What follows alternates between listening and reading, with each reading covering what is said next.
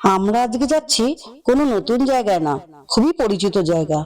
আমাদের বাস একটু দাঁড়ালো, কারণ সেই একটু চা খাবে সবাই। কোথায় দাঁড়ালো বলো তো? বৈতরণী ব্রিজের সামনে। এ বাবা, কি বুঝতে পেরে গেলে কোথায় যাচ্ছি? ঠিক ধরেছো, সুন্দরবন। দেখো কি সুন্দর ভোরের আকাশটা। জায়গাটা এত সুন্দর যে একটু ছবি না তুলে পারলাম না। টুক করে দুটো ছবি তুলে ফেললাম।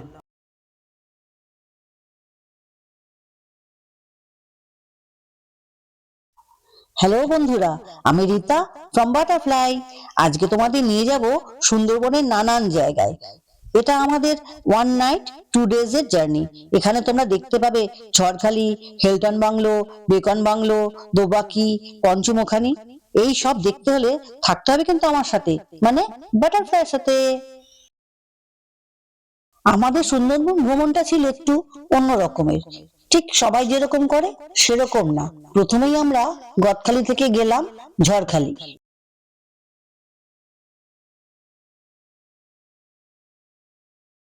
ঝড়খালি মূলত পরিচিত টাইগার রেস্কিউ সেন্টারের জন্য।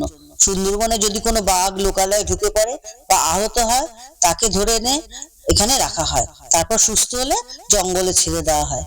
আমরা এখানে দুটো বাঘকে দেখেছি। আর এখানে শুধু বাঘ কেন, যে কোনো পশু পাখি আহত হলে এই রেস্কিউ সেন্টারে এনে তাদের রাখা হয়।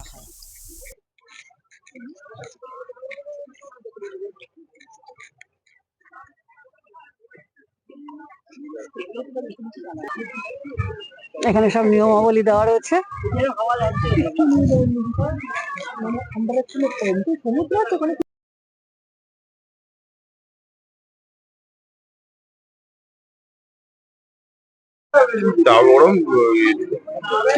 গেটের সামনেটাই দেখো, এরকম একটা বাঘের মুখ করা রয়েছে।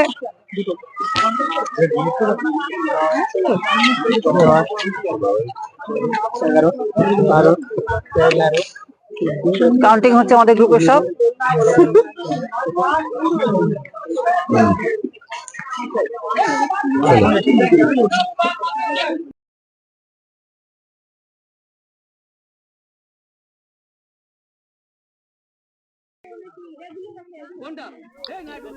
এখন আমরা চলে যাব সোজা হেলটন বাংলো। হেলটন বাংলো ছিল ব্রিটিশ আমলের বন দপ্তরের অফিস। সুন্দরবনের প্রশাসনিক আর বন রক্ষণাবেক্ষণের কাজে এটি ব্যবহার হতো।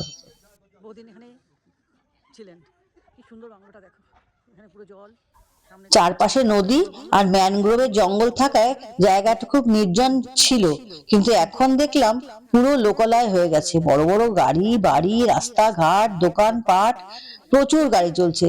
তাও বাড়ির পরিবেশটা কিন্তু, যে বাংলোর পরিবেশটা, এখনো একদম শান্ত রয়েছে।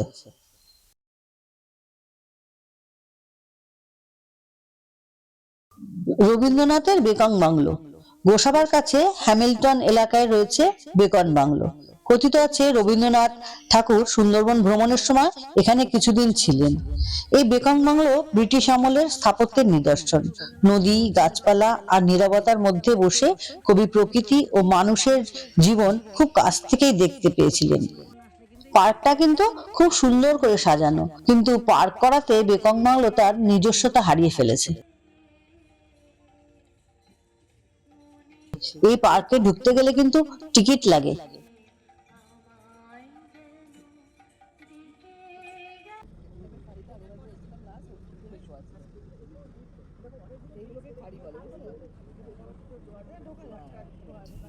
এরপর জলের উপর ভেসে বেড়ানো, আর সন্ধ্যের সময় সূর্যাস্তের আভা নদীর জলে পড়ে একটা আলাদা অনুভূতি আসছিল। কি সুন্দর দেখো, পুরো নদীটা কমলা রঙের হয়ে রয়েছে।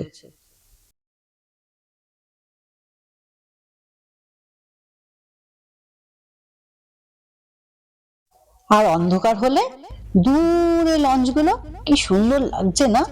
অন্ধকারে ভাসতে ভাসতে আমরা চলে গেলাম আমাদের গন্তব্যে, মানে রাত্রিবাসের জায়গায়।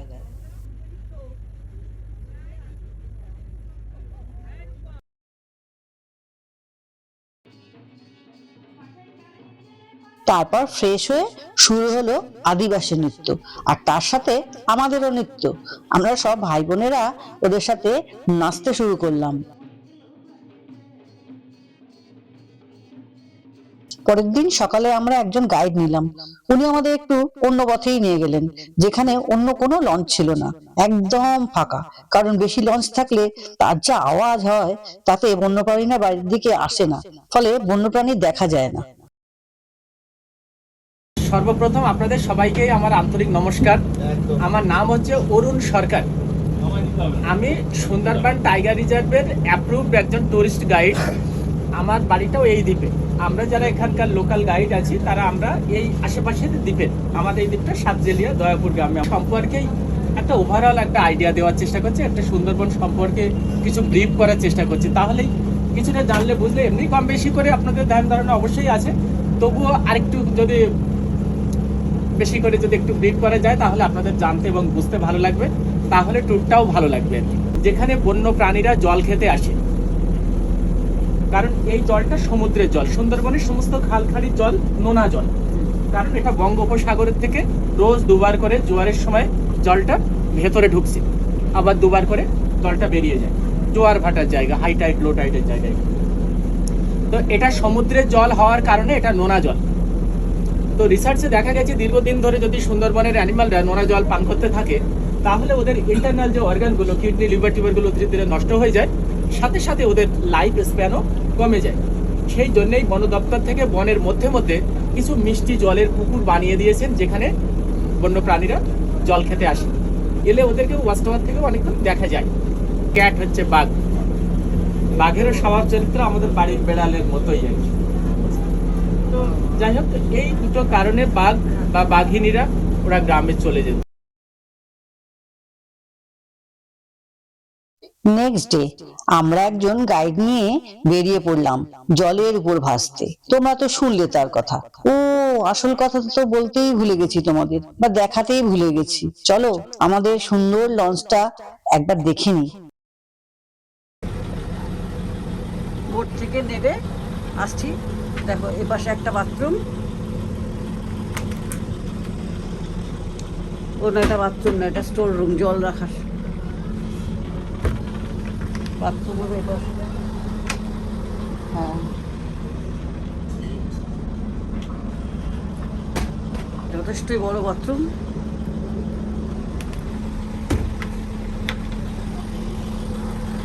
এখানে সব নিচে সব লাগেজ রেখেছে।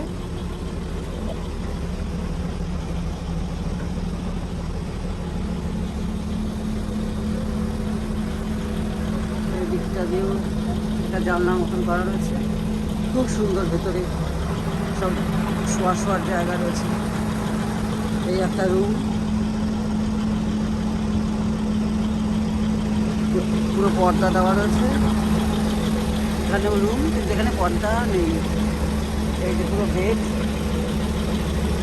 মোটামুটি দুজন করে শোয়ার মতন বেড। এখানে পরপর তিনটে আছে।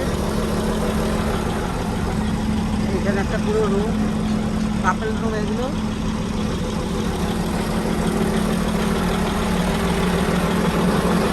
এইদিকেও একটা বেড, এইদিকেও একটা কাপেল রুম। আর নিচে এখানে রান্নার জায়গা, এখানে সবাই রান্না টান্না করছে। খুব সুন্দর ভেতরটা।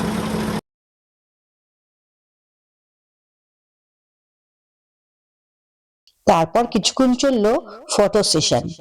কিছু সেলফি তুলে জলে ভেসে চললাম। লঞ্চে যেতে যেতে আমরা অনেক হরিণ, কুমির আর সদ্য বাঘের পায়ের ছাপ দেখতে পেলাম, আর অগণিত পাখি দেখলাম।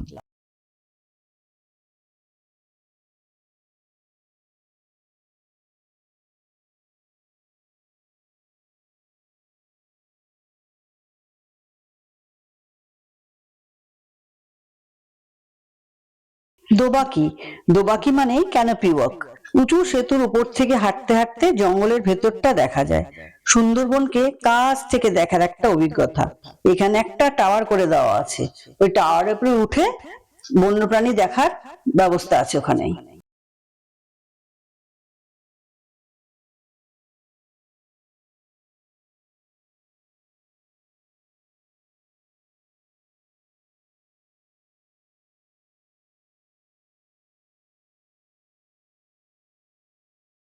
পঞ্চমুখানি, পঞ্চমুখানি মানে 5টি নদী বা খাড়ির মিলন স্থান। এই জায়গায় স্রোত খুব বেশি শক্তিশালী। এটা সুন্দরবনের এক নাটকীয় প্রাকৃতিক দৃশ্য। যখন এই জায়গায় লঞ্চটা যায় তখন মনে হয় সমুদ্রের মধ্যে আছি।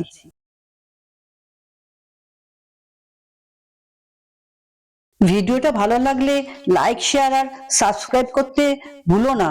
আবারও তোমাদের সাথে দেখা হবে অন্য কোনো ভিডিওতে।